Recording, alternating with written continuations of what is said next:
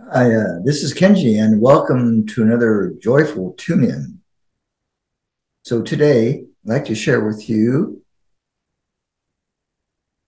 about transitions and how to make transitions, how to set up energetically a transition that you are about to experience with more ease and grace and flow and balance and harmony.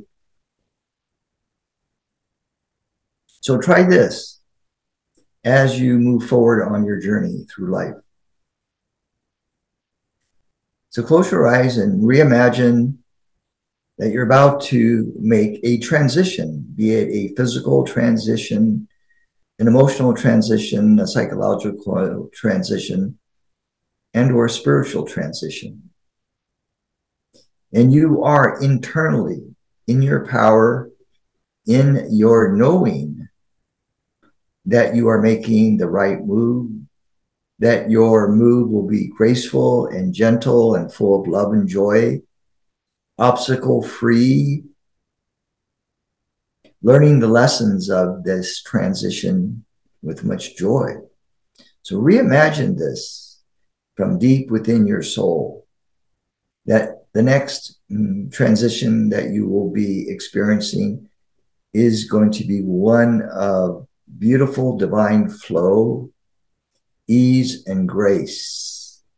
And that whatever lessons that you will be learning will be one that will be learned through joy, that will be learned through love, that will be learned through holding a very peaceful internal state.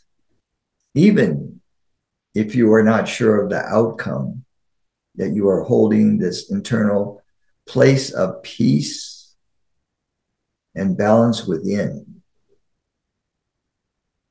And allow this to occur naturally and effortlessly without resistance, without self-doubt, trusting that you are being guided each and every day to your most perfect physical and spiritual place in the world as you do your dharma, as you fulfill your soul mission, your soul purpose.